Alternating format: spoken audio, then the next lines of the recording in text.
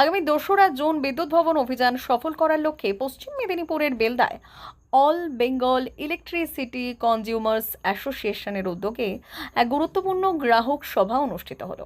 সংগঠনের জেলা সভাপতি পূর্ণচন্দ্র পাত্রের সভাপতিত্বে এই সভায় উপস্থিত ছিলেন রাজ্য সাধারণ সম্পাদক সুব্রত বিশ্বাস, বিদ্যাভূষণ দে এবং দীপক পাত্র। সভায় মূল দাবি তোলা হয় বসিয়ে দেওয়া স্মার্ট মিটার দ্রুত খুলে নেওয়া, নতুন করে তা না বসানো, ক্ষুদ্র শিল্পে মিনিমাম ও ফিক্সড চার্জের বোঝা প্রত্যাহার এবং গৃহস্থালিতে 200 ইউনিট ও কৃষিকাজে বিনামূল্যে বিদ্যুৎ সরবরাহ করা। নেতৃত্ব জানালেন 2020 সাল থেকে কর্পোরেটপন্থী বিদ্যুৎ বিলের বিরুদ্ধে দেশজুড়ে তীব্র আন্দোলনের জেরে গত 2রা এপ্রিল কেন্দ্রীয় বিদ্যুৎ মন্ত্রী ঘোষণা করেছেন যে জবরদস্তি স্মার্ট মিটার বসানো যাবে না। এ রাজ্যেও গত বছরের 12 জুন পূর্বতন সরকারের বিদ্যুৎ মন্ত্রী বিধানসভায় স্মার্ট মিটার বন্ধর কথা বলেছিলেন, কিন্তু অভিযোগ বিদ্যুৎ দপ্তর এখনও চোরাগোপ্তাভাবে স্মার্ট মিটার বসাচ্ছে এবং পুরনো মিটার খোলেনি। অন্যদিকে প্রতি কেভিএ 200 টাকা মিনিমাম চার্জের ধাক্কায় হাজার হাজার ক্ষুদ্র শিল্প বন্ধের মুখে। এই সমস্ত জনবিরোধী নীতির প্রতিবাদে বিদ্যুৎ দপ্তরের নতুন ট্যারিফ ঘোষণার আগেই আগামী 2রা জুন কলকাতার করুণাময়ীতে রাজ্যের হাজার হাজার গ্রাহক জড়ো হয়ে বিদ্যুৎ ভবন অভিযান করবেন বলে সংগঠন সূত্রে জানানো হয়েছে। ছিল কি বিষয়ে? আজকে all Bengal electricity consumers association অ্যাবেকার পক্ষ থেকে যেমন প্রত্যেকটি জেলার বসে পরিকল্পনা করা হচ্ছে, তেমনি আজকেও এখানে পশ্চিম মেদিনীপুর দক্ষিণ জেলার কর্মী সংগঠক সকলকে নিয়ে বসা হয়েছিল এবং সেখানে আলোচ্য বিষয় ছিল সেটা হচ্ছে আগামী 2রা জুন আমাদের বিদ্যুৎ বন্টন কোম্পানির যে হেড অফিস, সেই বিদ্যুৎ ভবনে বিদ্যুৎ গ্রাহকদের একটা বিক্ষোভ ডেপুটেশনের কর্মসূচি আছে।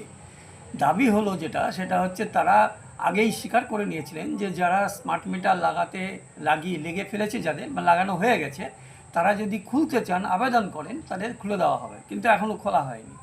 আর দাবি তারা বলেছিলেন যে ক্ষুদ্র শিল্পে যে 200 টাকা পার কেভিএ পার মান্থ মিনিমাম চার্জটা বৃদ্ধি করা হয়েছিল, সেটা কমিয়ে 50 টাকা করার চেষ্টা হবে।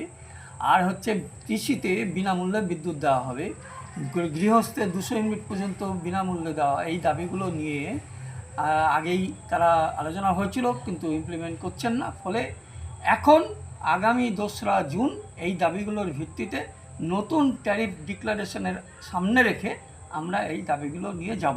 তার উপরে আলোচনা হয়েছে, সিদ্ধান্ত হয়েছে কারা যাবেন, কীভাবে যাবেন, ইত্যাদি ইত্যাদি। মা ওয়েলফেয়ার ফাউন্ডেশন নেশা মুক্তি ও পুনর্বাসন কেন্দ্র বিজ্ঞানসম্মত আধুনিক পদ্ধতি ও অভিজ্ঞ চিকিৎসকদের দ্বারা চিকিৎসা ও কাউন্সেলিং করানো হয়। নেশার প্রবণতা থেকে বের হওয়ার জন্য চাই সৎ ইচ্ছা। এই নেশাসক্ত ব্যক্তিদের নানান সমস্যার সম্মুখীন হতে হয়, তারা চাইলেও এই পথ থেকে বেরিয়ে আসতে পারেন না, হতাশ ও একাকিত্ব বোধ করেন। তাদের ভুল পথ থেকে স্বাভাবিক জীবনে ফিরিয়ে আনতে আমরা বদ্ধপরিকর। মাদকাসক্ত ব্যক্তি পাগল নয়, খারাপ নয়, তারা শুধুই অসুস্থ। প্রয়োজন শুধু সঠিক চিকিৎসা। আপনার সন্তান কোথায় যায়, কাদের সাথে চলাফেরা করে, নিয়মিত স্কুল কলেজ যায় কিনা, অপ্রয়োজনে বাড়ির বাইরে থাকে কিনা, অস্বাভাবিক জীবন যাপন করে কিনা, আপনি যা অর্থ দেন তা সঠিকভাবে ব্যয় করে কিনা, পারিবারিক অশান্তির শারীরিক অত্যাচার, স্ত্রী পরিজনকে অকারণে সন্দেহ অবিশ্বাস, কর্মক্ষেত্রে অবনতি, মাত্রাতিরিক্ত আর্থিক চাহিদা বেড়ে গেছে, তার মানে আপনার প্রিয়জন তীব্র নেশাগ্রস্ততায় বা মানসিক সমস্যায় ভুগছেন। নেশামুক্তি ও মানসিক রোগের নিরাময় ও কাউন্সেলিং কেন্দ্র এখন বেলদায়।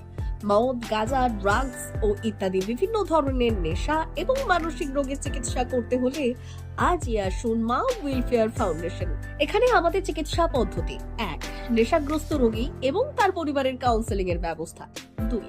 নিয়মিত যোগ, প্রাণায়াম ও ধ্যানের মাধ্যমে এবং মোটিভেশনাল ক্লাসের মাধ্যমে রোগীকে সুস্থ করা। 3. নিয়মিত ডাক্তারি পরিষেবা ও অভিজ্ঞ সাইকোথেরাপিস্ট দ্বারা কাউন্সেলিং এর ব্যবস্থা প্রদান। 4. প্রত্যেক রোগীর নিজস্ব শারীরিক এবং সামাজিক বৈশিষ্ট্য অনুযায়ী পৃথক পৃথক কাউন্সেলিং এর ব্যবস্থা, অভিজ্ঞ পরামর্শদাতার পরামর্শ প্রদানের ব্যবস্থা। 5. অনিচ্ছুক রোগীদের বাড়ি থেকে চিকিৎসা কেন্দ্রে নিয়ে আসার ব্যবস্থা করা হয়। বিশ্ব স্বাস্থ্য সংস্থা দ্বারা অনুমোদিত মদ, গাঁজা, ড্রাগস ও মানসিক রোগে চিকিৎসা করতে হলে আজই আসুন মা ওয়েলফেয়ার ফাউন্ডেশন বেলদা থেকে। যোগাযোগ করুন আমাদের সঙ্গে। Mobile number 9144587202। মা ওয়েলফেয়ার ফাউন্ডেশন, বেন্দা, কেশিয়ারি মোড়, রেলগেটের কাছে, মোহাম্মদপুর।